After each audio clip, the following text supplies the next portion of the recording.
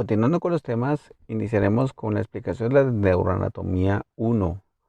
En este caso vamos a decir que nos va a interesar mucho más la anatomía que la fisiología. Entonces, por eso se llama neuroanatomía. Al principio hablamos de la neurofisiología básica, hoy estamos hablando de la neuroanatomía y por favor el énfasis va a ser desde ese punto de vista anatómico.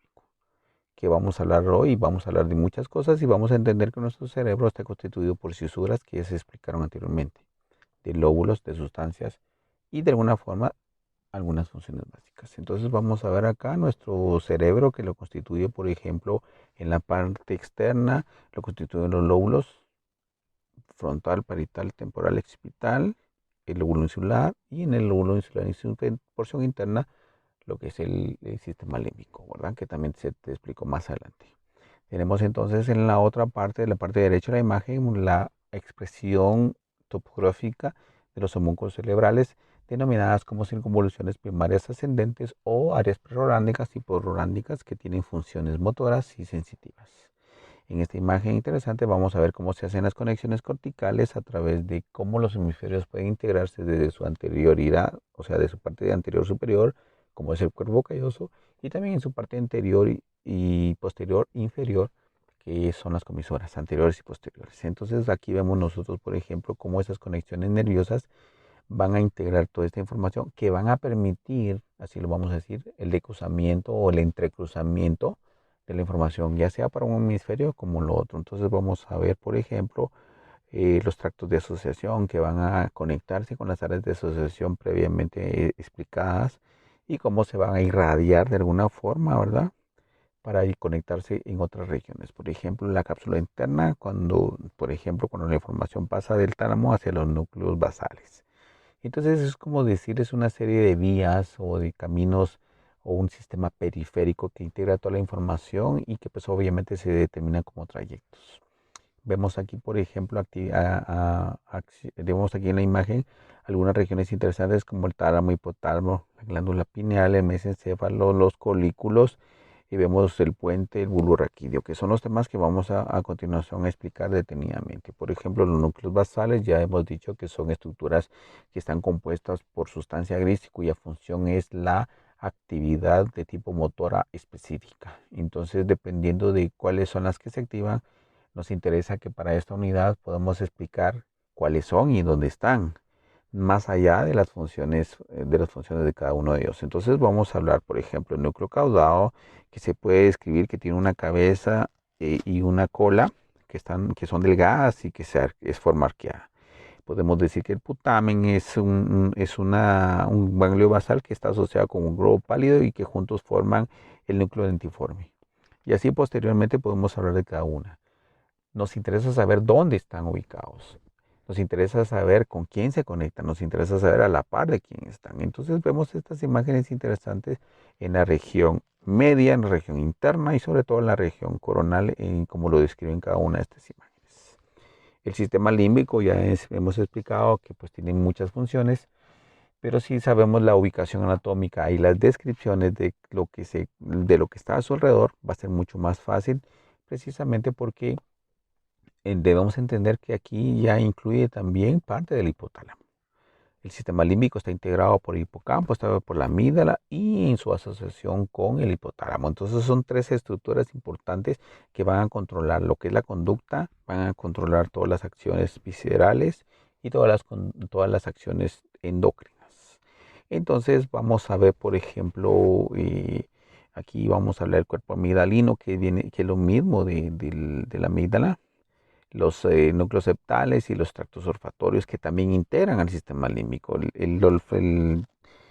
Anteriormente en el video anterior, perdón, la redundancia, hablamos acerca de esa conexión hacia la amígdala y cómo la amígdala sirve como un sensor de la vida externa y lo hace a nivel del bulbo olfatorio. También hablamos del área postrema que pareciera ser una integración de ese filtro que también se ve más en los animales, pero que nosotros también lo tenemos, pero es gracias al bulbo olfatorio y como todos conocemos que el bulbo olfatorio constituye el primer par craneal. Y entonces así volvemos a ver esas estructuras interesantes, sus relaciones, cómo se conectan en la parte superior e inferior. Entonces parte de este desarrollo de entender las estructuras es saber, por ejemplo, el formix, la estructura parahipocampal, la región del hipocampo, el hipotálamo, la masa intermedia y todas las regiones que constituyen el sistema límbico que se asocian, por ejemplo, con el hipotálamo, perdón, con el tálamo, van a definir una región específica, que es la que se denomina áreas subcorticales, ¿verdad? Y entonces vamos a ver, por ejemplo, en este caso en la imagen inferior, cómo el hipocampo está constituido por regiones o por campos que están determinando y que de alguna forma esto nos va a permitir entender el procesamiento de información. Pues el tálamo está constituido por diversos núcleos, el núcleo subtalámico, el núcleo geniculado medial, el geniculado, ¿cómo se llama? El lateral está constituido por el núcleo basolateral, etcétera, etcétera, ¿verdad? Entonces tenemos una región anterior y una región posterior y que están conectados con la glándula pineal, etcétera, etcétera. Entonces tenemos que entender cómo están clasificados estos núcleos y si pudiéramos ponerle un nombre de la función de cada uno sería excelente. Sin embargo, es importante que tengamos en cuenta cuáles son esos núcleos y cómo están integrados. Aquí en esta parte del hipotálamo, pues vamos a ver los núcleos específicos del hipotálamo. El hipotálamo medial, el hipotálamo lateral, el hipotálamo anterior. Esos núcleos se pueden resumir en acciones como controles de la saciedad, del hambre, de la temperatura, de la agresividad, incluso de la sexualidad o de la respuesta endocrina. Por eso, resumiendo de nuevo, el hipotálamo hace las acciones viscerales, las acciones endocrinas y las acciones conductuales. Entonces, el hipotálamo es importante porque en su región inferior se va a conectar con la hipófisis. El hipotálamo es el que ordena de alguna manera la interacción de esas tres respuestas. En general, envía sus predicciones hacia lo que es la hipófisis y la hipófisis con su región anterior o posterior, dependiendo qué es, empieza a dar ejecuciones de tipo hormonal que van a afectar de alguna manera la conducta. Entonces podemos decir que en la región anterior o adenohipófisis tenemos nosotros las funciones de 5, para resumir, 5 hormonas y del otro lado vamos a tener 2 hormonas que son facilitadas gracias a las acciones del mensajero del hipotálamo hacia esas regiones por la parte intermedia o parte media, que en este caso va a producir activación de las células del cuerpo somatotrófica, lactotróficas, tirotróficas, las corticotrópicas y las que vamos a llamar gonadotróficas. En el otro lado vamos a hablar acerca de lo que son las hormonas de tipo vasopresina y oxitocina. Entonces, hago una relación básica porque nos interesa ver cuántas son que se producen y cuáles son, de un lado al otro. Algunas de estas hormonas se van ampliando un poquito más en su región de tipo más hormonal. Por ejemplo, la estimulante de los melanocitos, la folículo estimulante, la luteinizante, la que va a formar, por ejemplo, las glucocorticoides, como mineralocorticoides, las que van a formar cortisol, etcétera, etcétera, que van a ser un poquito más específicas del lado de la adenohipófisis y las que van a ser del lado de la eh, neurohipófisis, que es la parte posterior, que se van a encargar de funciones un poquito más de tipo nerviosa, como la oxitocina y la vasopresina. En general podemos hablar de muchas cosas, pero lo importante es que tengamos ese mapa cerebral del encéfalo y del cerebro y de cada una de esas estructuras subcorticales para entender cómo se forma esa dinámica estructural.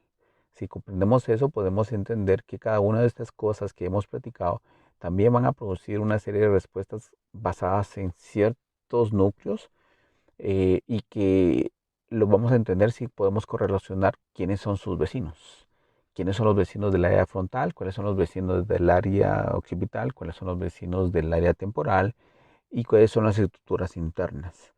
Y comprender que eso hacia abajo constituye una ejecución de procesos especializados de arriba. Por lo tanto, es una integración completa y que cualquier fenómeno que pase en cada una de estas regiones puede afectar la conducta. Entiéndase muy bien que es un conjunto de fenómenos que todavía no se pueden establecer, pero que se han tratado de hacer aproximaciones para comprender cómo la conducta humana se forma a través de estas estructuras. Y es un conjunto de software integrados en un hardware que van a mejorar, alterar o modificarse de alguna forma. Muchas gracias.